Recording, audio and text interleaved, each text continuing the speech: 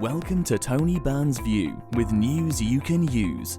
Tony has over 32 years of experience as a chartered financial planner and wealth manager. Tony's passion is to help you retire early and live the life of your dreams with no financial worries. Now to today's episode. 7 changes to your personal finances and how to tackle them. There are 7 important personal finance changes coming in April. There are large changes coming which mean that consumers will face higher taxes, bigger bills, and increasing costs from this month. I'm going to take a look at some of the key changes which are expected to start hitting people's pockets from today and how investors can protect themselves from tax increases. Number 1, tax allowances frozen for 4 tax years. Freezing allowances while inflation rises sharply actually equates to reducing incomes and wealth in real terms. Personal tax allowance frozen at £12,570.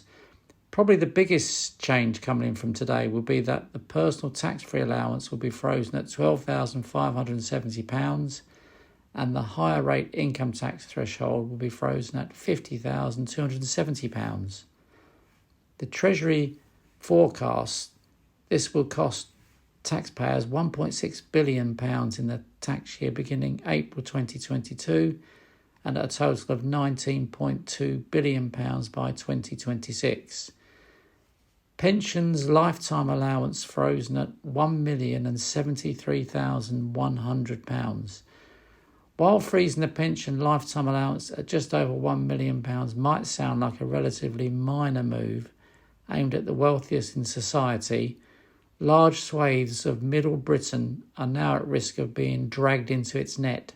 Capital gains tax allowance frozen at £12,300.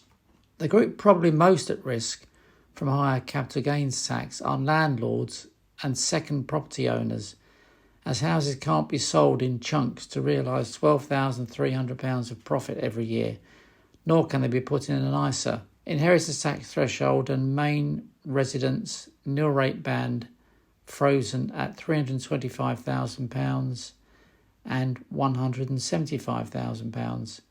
As the price of shares and houses rise, a frozen inheritance tax threshold will start to bite into estates.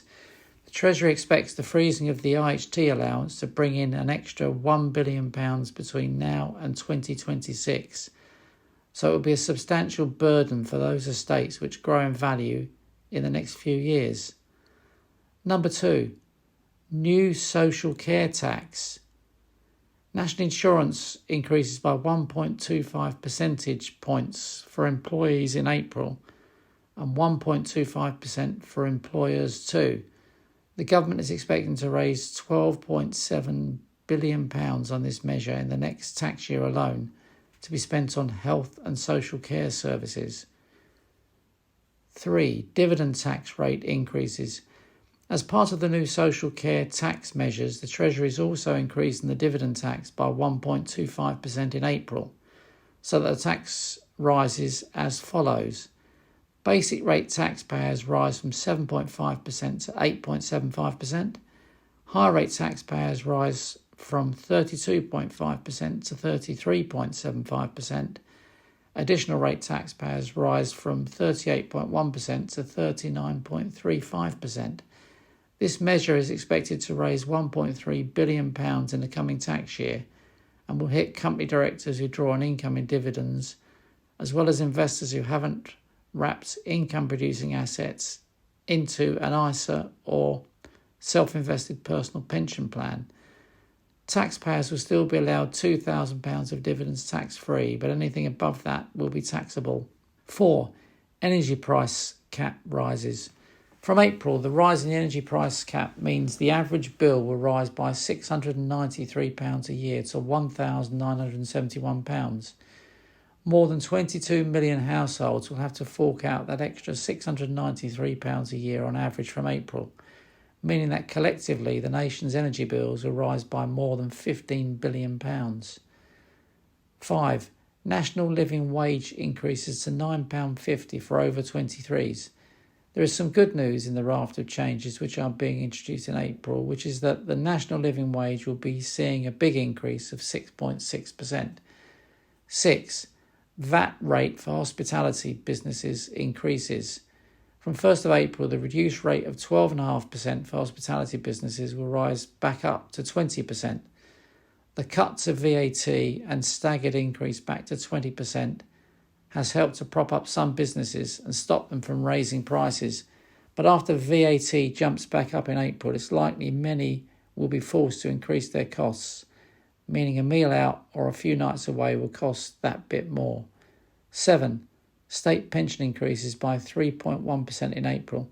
The government chose to suspend the triple lock for this tax year, which in theory would have seen the state pension increase this month by around 8% in line with earnings. The state pension will instead rise by 3.1% in line with September's CPI figure.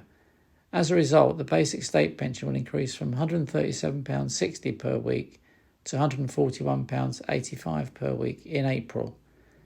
And the new state pension will increase from £179.60 per week to £185.15 per week. How can savers and investors beat the Chancellor's stealth tax raid? With tax rises on the cards in April, savers and investors need to pull out all the stops to keep as much of their money sheltered from the coming tax hike as they can. Here are some of the key tools they can make use of to keep the tax bill down. Pension contributions. If you're a higher rate taxpayer or become one soon, a pension contribution is a good way to reduce your tax bill. For each £800 you put in, the government adds £200 to your pension, even if you're a basic rate or non-taxpayer, up to certain limits. Higher rate taxpayers can then also knock a further £200 off of their tax bill, which they would normally pay when they complete their tax return. Stocks and shares ISAs. You don't get upfront tax relief on a stocks and shares ISA, but your investments grow free from capital gains tax and income tax. The Chancellor has frozen the annual amount of gains you can make each year before paying capital gains tax at £12,300 until 2026. What this means is investors potentially pay more tax on their gains if their investments aren't held in a tax shelter like an ISA. Lifetime ISA. A relatively new addition to the ISA family is the Lifetime ISA, or LISA, which provides investors with a government top-up of 25% on annual contributions up to £4,000 a year. Unlike a standard ISA, you have to be under 40 to set up a Lifetime ISA, but if you do so, you can continue contributing until your 50th birthday. The Lifetime ISA is also more restrictive than a standard ISA, as you can only draw on it in order to buy your first property or once you reach the age of 60. If you withdraw your funds at any other time, they will be subject to a withdrawal charge of 25%, which effectively reclaims the government top-up and a little bit more by way of a penalty. The Lifetime ISA can be an extremely helpful and tax-efficient way to save for a house, however, or indeed as an alternative or supplement to a private pension for basic rate taxpayers. Bed and ISA. This is simply funding an ISA using an existing shareholding, but it allows you to sell an investment up to the 12,300 CGT-free gain limit and buy it straight back within the ISA. So you keep the same investment, but crystallise some tax-free gains and protect future gains and dividends from tax to boot. If you want to switch out of the investment, you can simply buy a new fund or share in the ISA with the proceeds of the share sale. Gifts between spouses and civil partners. If you're married or in a civil partnership, you can transfer assets between you without incurring capital gains, which can allow you to use 2 lots of the £12,300 capital gains tax allowance if you have a large gain to crystallise. That could potentially save you £2,460 in capital gains tax if you're a higher rate taxpayer selling shares.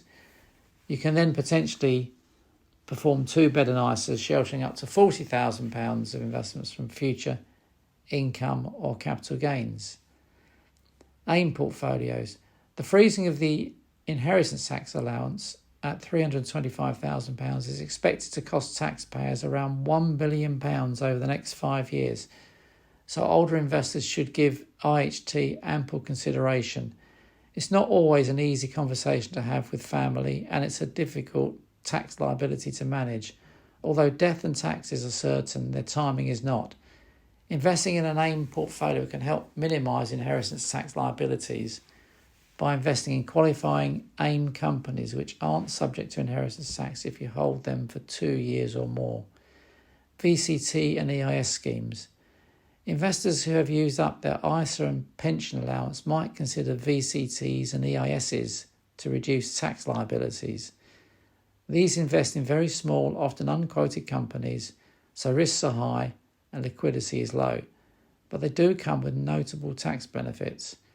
A VCT comes with 30% upfront tax relief on investment up to £200,000 per tax year, but you must hold the investment for at least 5 years to keep this benefit. Dividends and growth are tax-free. With an EIS, you can also get 30% income tax relief and can defer capital gains. An EIS is normally free from an inheritance tax after being held for 2 years too. It's important not to let the tax tail wag the investment dog though. If an investment looks too risky or unprofitable, it shouldn't be taken on just because it saves some tax. So if you're concerned about these personal finance changes, there are a number of actions you can take to limit their adverse effects on you. You know it makes sense.